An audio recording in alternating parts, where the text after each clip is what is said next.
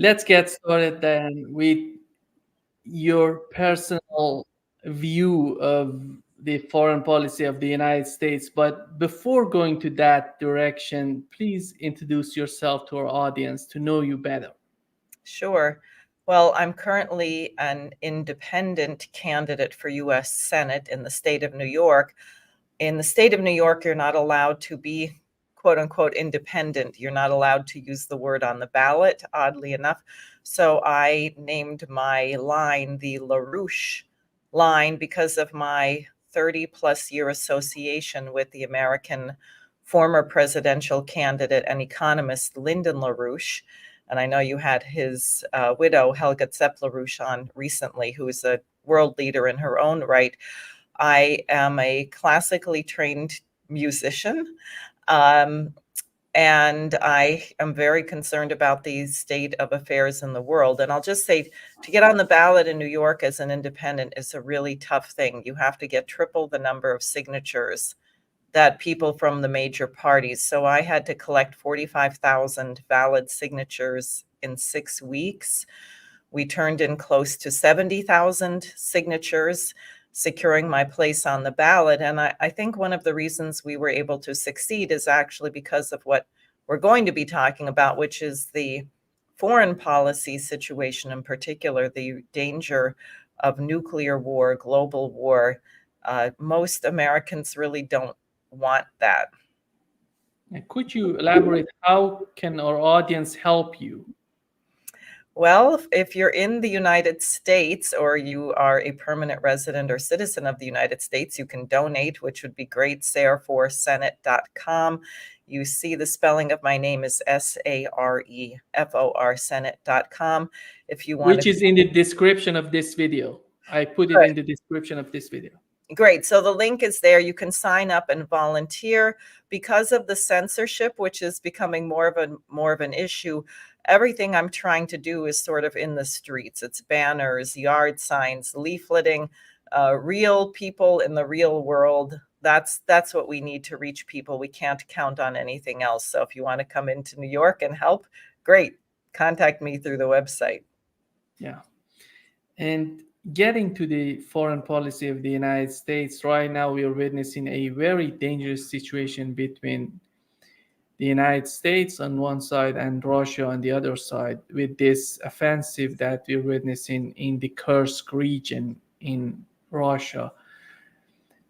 When you look at the conflict right now, the nature of the conflict and what's going on, what's the problem with the US foreign policy in your opinion? Why we're getting to this point that we are at the point that any moment we can see a nuclear war coming to us and nobody knows what's the reason behind this madness that we're witnessing? Well, I think a shorter answer would be if I could come up with anything that's right about US foreign policy. That would be a very short list, if anything. I heard an interview done by our friends at the Duran with, I forget, it was the former foreign minister of Austria. They were talking about the lost art of diplomacy. One big problem is here, no one believes in diplomacy. They all believe in force. That you just dictate your arbitrarily made up rules and people are supposed to obey, whether or not it makes any sense or is in their interest. And, that doesn't make for having good relations with anyone. And it really doesn't benefit the United States either. We're not doing so well here, but a few billionaires are making some money. And a few, frankly, evil people who hate mankind, who view human beings as mere animals, I think, frankly, take a kind of sadistic pleasure in seeing the suffering of other people. That may not be on the lower level, but at the top, I think that's certainly the case. So that really has to change. That's not what the United States was created to do. We had the first successful revolution against the British Empire almost 250 years ago. We were right.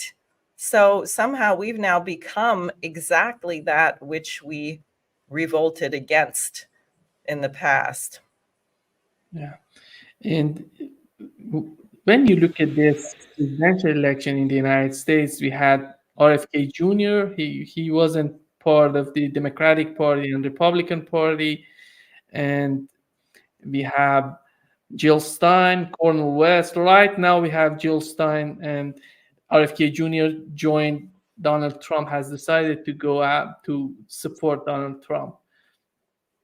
What's the problem with this system, in your opinion? Because people like you who wants to be part of the political system, the part of these people who we're calling them decision makers of the United States, but they're not capable of doing this because the system doesn't accept people who are not part of one of these two major parties in the United States. Right. And just to be very clear, because Jill Stein, as you said, I think you meant, but it wasn't clear, is not, she's remaining independent, although she's not on the ballot in many states. She could not get on the ballot in New York. They were unable to get the signatures here, unfortunately. And Kennedy, I think he gave a very accurate description in his press conference where he said the Democratic Party said flat out, we're not going to count your vote. If you win a primary, your delegates are going to go to Joe Biden.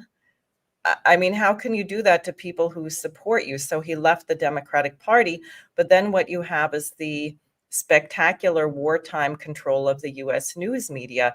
And I don't know how anybody can think we have free press if you consider that John Brennan, the former head of the CIA, is now a news anchor at MSNBC. That really should tell you something. That's not subtle. This is not, there might be a backdoor channel from the intelligence agencies to the New York Times. No, it's right there in your face. And I think that's one of the biggest problems, frankly, for independent candidates such as myself. We don't have a way to reach the majority of the voters. Now, the mainstream press is losing viewership hand over fist. People are fed up. They know that they're being lied to. It doesn't mean that they know what is true. And I think when you're suffering under economic hardship, economic collapse, with no end in sight and no one particularly addressing how to change it, a vigorous plan to eradicate poverty, to raise the standard of living over the next decade, you don't hear people talking about that. So I think what happens is your mind kind of closes down. You know, how people who are depressed become hard of hearing. They're not really hard of hearing. It's just their mind has decided they don't have the energy for that anymore. So it is a really challenging situation. And I know some people who are in this, bludgeon them into submission. We can force, they have the idea, oh, well, if people get a really terrible shock, then they'll wake up. At this point, I'm not sure. I think they need a jolt of caffeine. They need some optimism. They need something to look forward to. And I also think that's part of why the news media does not discuss anything happening with the BRICS, the spectacular infrastructure projects that are being built around the world that people here couldn't even imagine. That China, how they got out of poverty, that's not a major topic of discussion. I think Americans actually really need to know about these things because it will liberate my friends here to have a different idea about what their future could be. And I think then they will be more courageous and more feisty. Yeah, because right now, when we look at the Democratic Party and Republican Party, one party is just going after China, going after Democratic Party, just fighting Russia in Ukraine and taking care and just look at the way that China is behaving and try to convince them to contain them in Taiwan. But on the other hand, the Republican Party is more against China, and doesn't matter you go with the Republican or Democrats, you're gonna have a fight, you're gonna have a war ahead. You are, but I will say, and this I have to be very clear because people get very hot under the collar. I am not endorsing Trump. I'm not endorsing a presidential candidate because I don't feel we have a qualified candidate, but I cannot say that they are identical. The Democratic Party at this point is like the CIA. I mean, they are just all out. I mean, they're giving us a candidate, Kamala Harris, that no one even voted for in a single primary. She's doing her first interview coming up soon. She can't even do it by herself. She's doing it together with the vice presidential candidate. This is outrageous, frankly. And the Democratic convention could have been an open convention where they say, hey, let's bring all the people who were running for president, let the delegates. No, it was all closed. It was all decided by the donors and the war party. They were supposed to let the uncommitted voters who were opposing the genocide in Gaza speak, and then they shut that down at the last minute.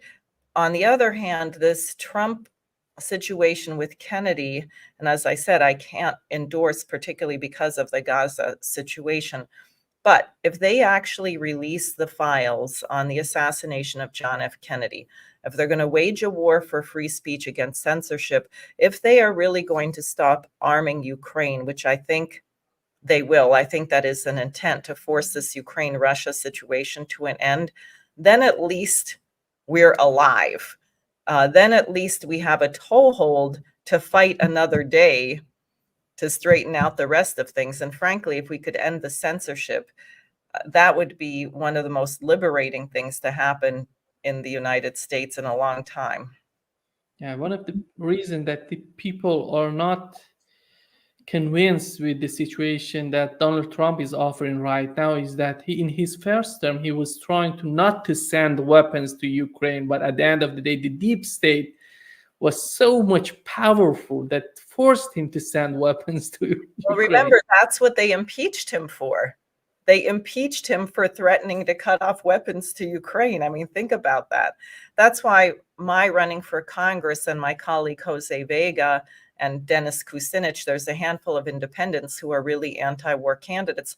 It's really important to have us in the Congress, because the Congress is the most disgusting thing. It takes so much money to get elected.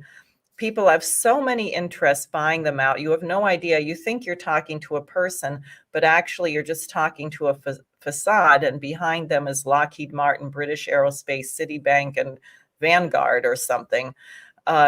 So it is really important that you have some people in the Congress who are going to fight in a way to allow, if we had a president that wanted to end the war, that they would be allowed to do it. Do you think that the Democratic Party is concerned about the voters right now with the situation in Gaza and Israel?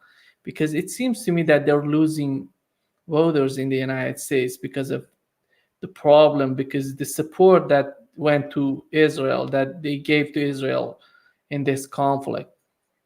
Well, they may be a little bit. Clearly, Biden was worried after the first uncommitted vote in Michigan, so he pretended he was going to negotiate for a ceasefire, which he wasn't, but he made a pretense. I don't think they're that concerned, because I think there is also massive irregularities, I'll put it that way, with the elections. We don't have fair elections. I think the polls are a lie. I find it really impossible to believe that Kamala Harris is up by 7 percentage points or something, which is what some of the media are saying. I don't think Kennedy is at one. They say Kennedy has 1% of the vote. That's not true either. I can't believe that that's accurate either. I think they lie about the polls to facilitate creating an election outcome that they want to have. And I would love for election observers to come to the United States and watch the crazy things that go on here. And you can go to the mailbox and drop your ballot in any time of the day or night with no ID or anything else. And I mean, it's really bizarre. People looking at the elections here would say, what is this? And that's not even the least of it. I think it's much more in the cyber domain that you have the massive swapping of votes and things like that, which I experienced, by the way, firsthand when I ran against Schumer 2 years ago. My actual vote dropped by 50%. Yeah. It's so interesting, Chuck Schumer, and he's so powerful in the political arena of the United States, but How, right now, in your opinion, does it matter when it comes to the foreign policy of the United States? Does it really matter who's the president? From what we've witnessed, what we've been witnessing so far in all of this conflict, when it comes to Ukraine, to Taiwan, to the Middle East, people are asking, does it matter who's the president? Yes, it does. I think if Kamala wins, we're dead. Now, does that mean we will live if Trump wins? I can't guarantee that, but I will say I am 100% certain if Kamala wins, then we are not going to make it. So it does make a difference. But again, it is not a passive thing. And I think that's the problem with the American people. You cannot say, oh, I voted, and then go sit on your couch for 4 years. You have to be marching into your congressman's office. And I tell my supporters that every aide to your congressman should know your name. They should know your face. You should be in there every day, call them 5 times a day, give them a hard time. They have to hear from you. And the American people, frankly, have done a very poor job of holding our representatives accountable in that way. The presidency in the United States has an enormous amount of power. That's how our Constitution was designed. Now, it's my view that since the assassination of President Kennedy and the cover-up by the Warren Commission, which is very important, because if you don't find out how that occurred, it means that whoever did that in effect is still running your country. So we have not had a president since that time who has been able to really act freely to carry out a certain policy.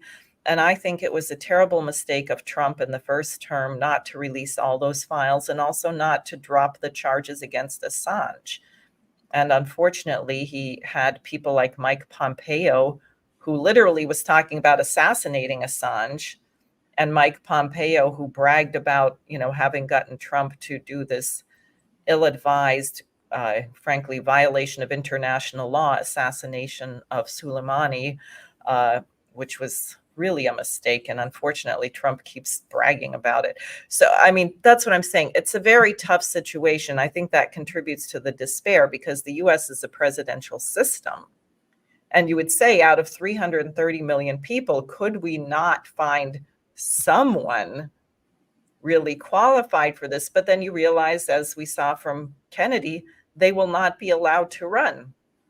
Their vote will not be counted. They will not be given airtime. They will not be in the news media. And therefore, you end up with a very, in a sense, tragic situation, which I hope will not be tragic, but it looks tragic at the moment. Yeah. The situation of domestic policy of the United States is totally influencing what's going on in the European Union. European Union right now is looking at the United States. They don't know what to do. They are trapped in this conflict in Ukraine, in my opinion. On the other hand, I don't know, the future policy of the United States is going to confront China. If they go in that direction, that would totally devastate the economy of Europe. Well, they are totally concerned about.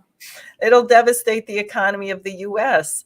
Look, our brilliant policy to Russia, I love this. Oh, we are going to destroy Russia. They will be isolated. We're going to throw them off the Swiss SIFT. We're going to steal all their money. So what does Russia do? They say, well, we're really not suicidal. So we're going to become self-sufficient, and we're going to work with China. And now who is isolated? We are isolated. Who would want to be an ally of the United States? Join us, be our ally. We're going to kick you in the groin, poke your eyes out, and starve you to death, but it'll be a really valuable partnership. We are isolated because of our policies, and that's what I'm wishing or hoping to get across to my friends here in the United States, who are very good people, but I would say really this shift of the 60s was a terrible, terrible thing for our nation, because it wasn't merely the Kennedy assassination and then, Robert F. Kennedy and Martin Luther King and Malcolm X, who had 4 major assassinations in 5 years. And then what?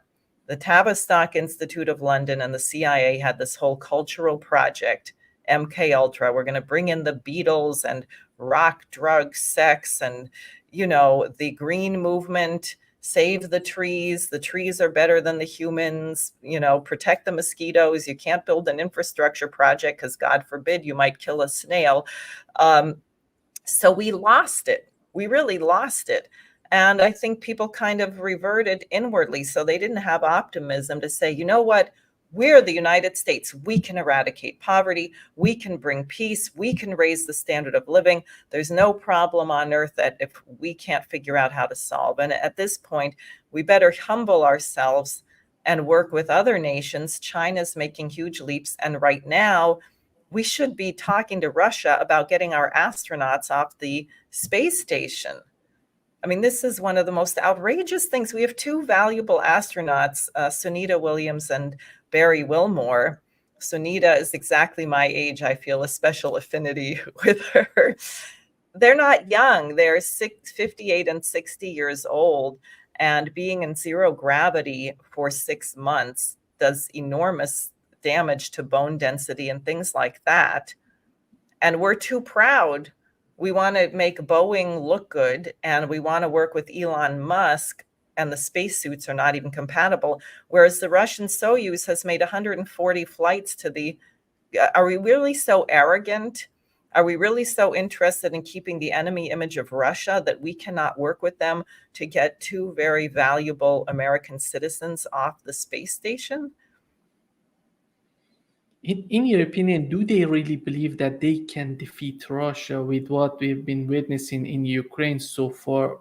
Because when you look at the economy of Russia, they're growing.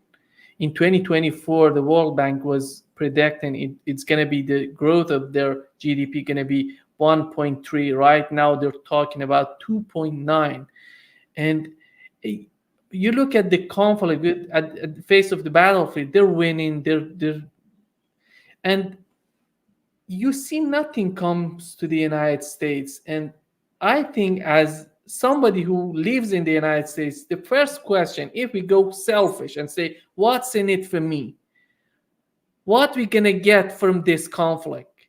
Nothing's gonna come out of this conflict in favor of the United States. I would argue in favor of European Union as well. But Right. At the end of the day, the policy doesn't seem to change. Well, I think you're much too honest and realistic because I'm afraid that some people like Lindsey Graham and maybe even Biden, who's clearly not making the policy, but he's been convinced. Ray McGovern used to talk about Avril Haines briefing him and saying, no, we're winning. The Ukrainians are going to win. I think some of these people are so moronic that they actually think Ukraine could win. There are some people who actually believe, they somehow think we're damaging Russia. I find that bizarre, but they have chosen to believe that.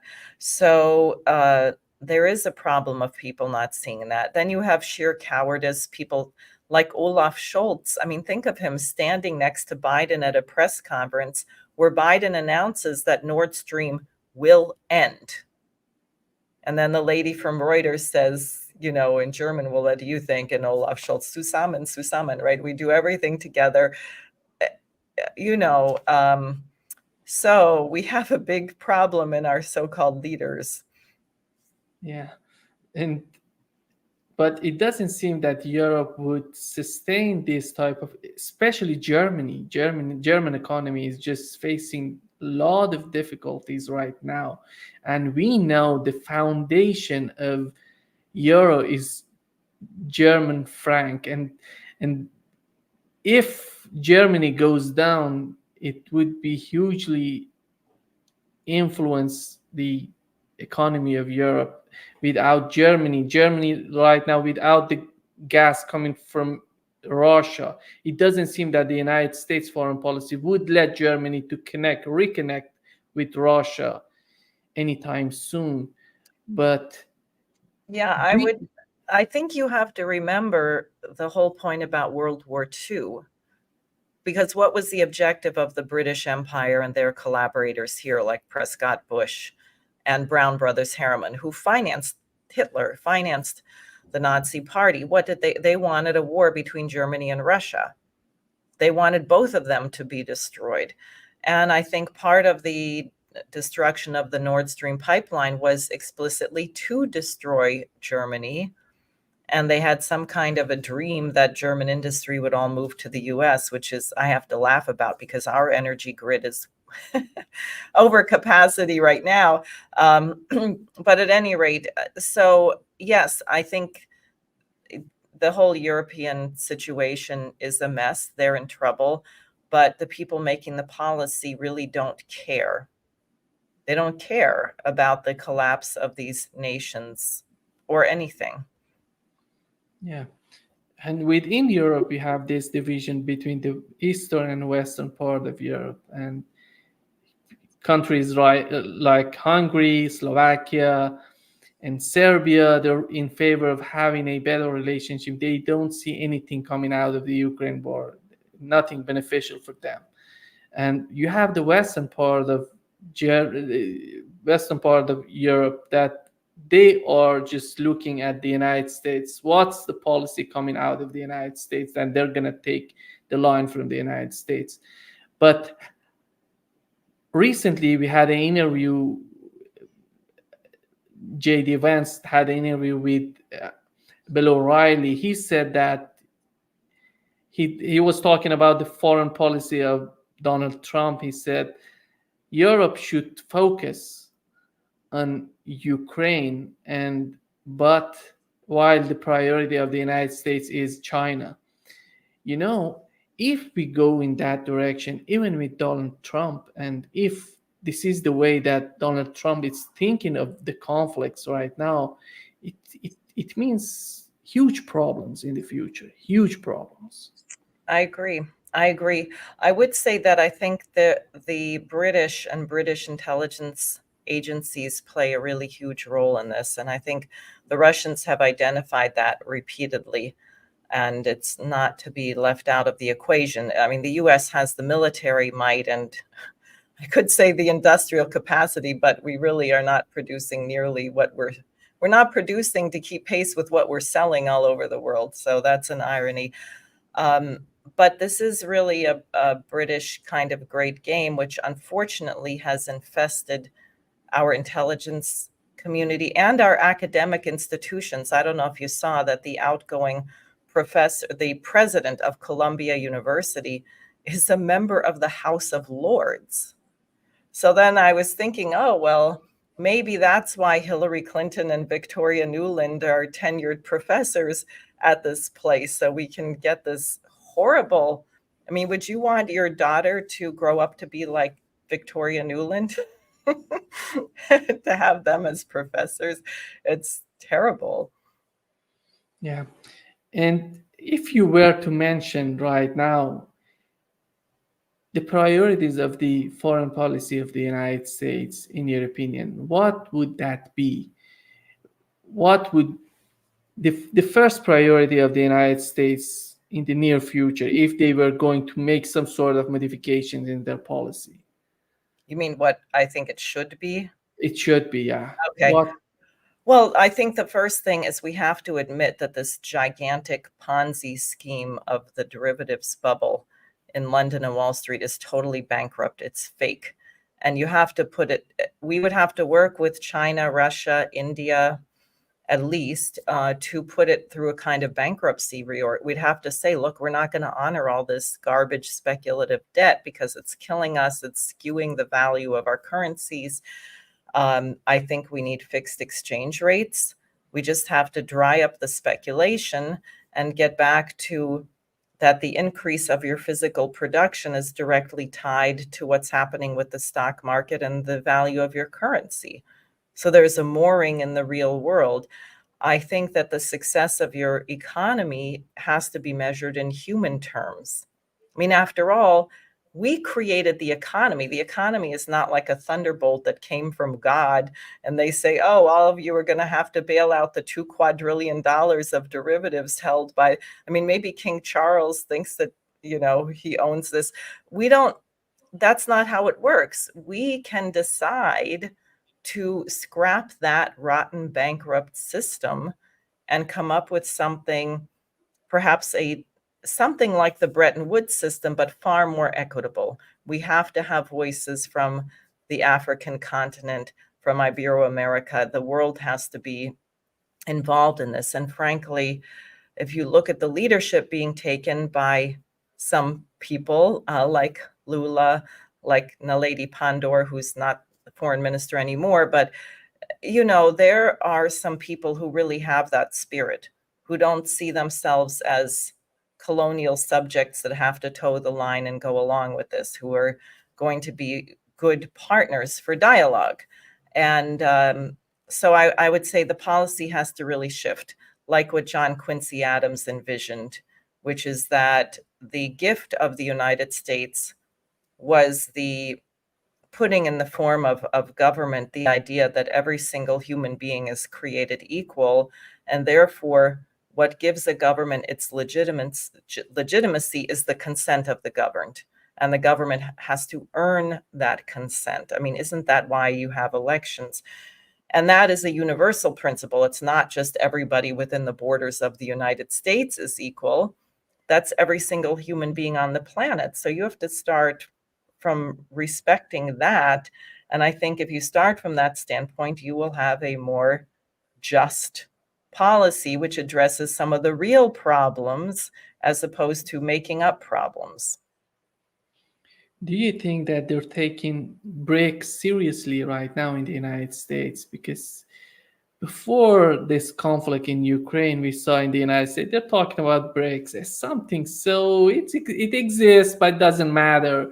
But right now, how do they feel about BRICS, in your opinion? I think they're terrified. I think they're scared out of their skins. I have to tell you a funny story. Was it 2014 when they had the BRICS conference in Brazil and came up with the development bank? I always get mixed up if it was 2013 or 2014. So I happened to be running for office then for Congress in New Jersey, now a decade ago. And we were doing some lobbying and we were very excited. LaRouche and his wife had been following this and said, this is really interesting. It's along the lines of what he called 4 years ago for an international development bank. So we would go to every congressman's office to say, hey, they're just setting up this development bank, the BRICS. And everyone would look at you and say, I never heard of that. Then we actually discovered there was a memo, I believe, from the State Department to every single member of Congress saying, if you hear about this, don't worry about it, it's irrelevant. I mean, they literally were instructed that it was irrelevant in 2014. So now it's blossomed, it's growing. So many nations want to become part of this process. And I think they are terrified. They see it as a real threat, and they want to particularly destroy the Russia-China partnership, which in a sense is the bedrock of the potential for doing this. Yeah, one of the very interesting point about BRICS that you see the countries who are not totally in line with each other, but they want to be part of the same organization, China and India. You see Pakistan and India.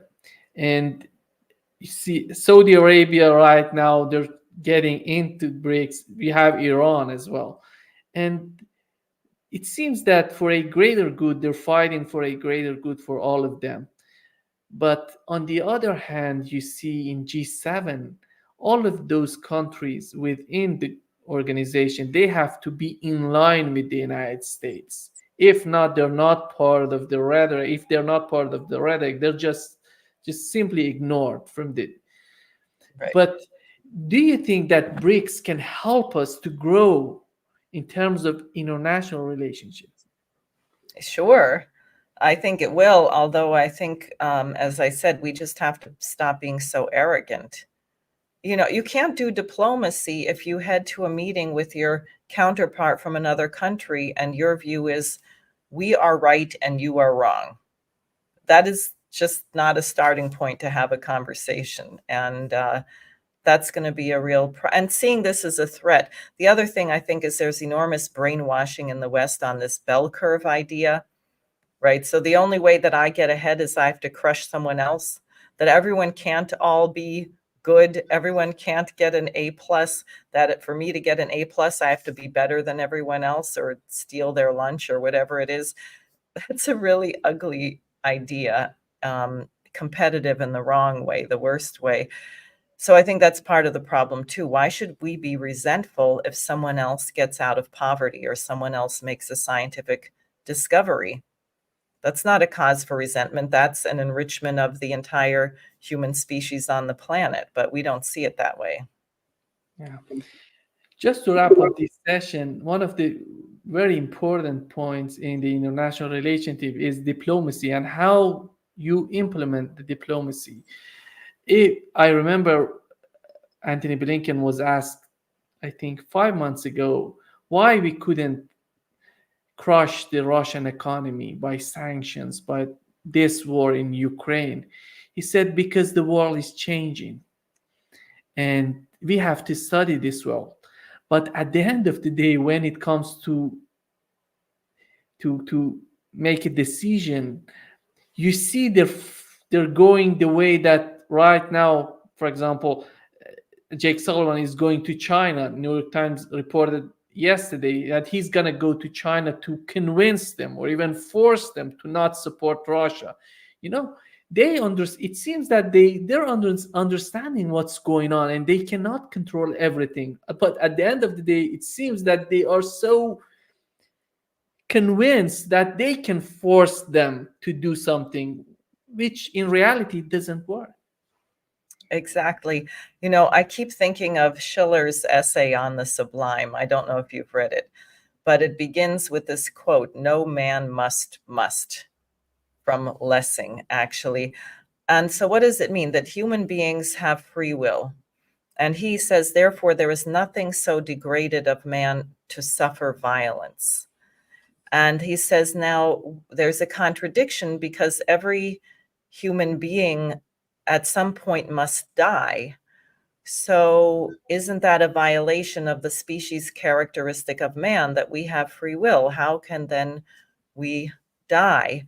And what he develops is that, and this is the most powerful conception, I think, that when you choose to make your death, if you will, your own act, and I don't mean suicide by any means, but I mean Martin Luther King, you know, knowing that they were trying to assassinate him, and you say, I don't fear that anymore because there is a principle beyond, and you realize, or as my friend Reverend Bevel, whatever religion people are, but he used to say, you know, there was an election between Jesus Christ and Barabbas. Barabbas was the criminal who was going to be crucified. And so the emperor said, you can take a vote. Who do you want to have crucified? And everyone said Christ. So Bevel used to say, okay, well, Barabbas won the election, but where's the church of Barabbas? No one ever heard of him. No one knows who he was. So there's something more powerful than physical brute force. There is a certain universal spirit in coherence with natural law, and that if you're true to that, in a way, you really can't be defeated. And I think that's what the so-called ruling class of the United States and the British and these multi-billion-dollar companies that think they run the world, they don't understand that.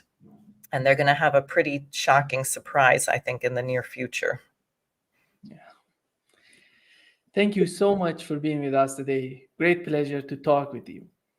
Well, thanks very much. I enjoyed our discussion.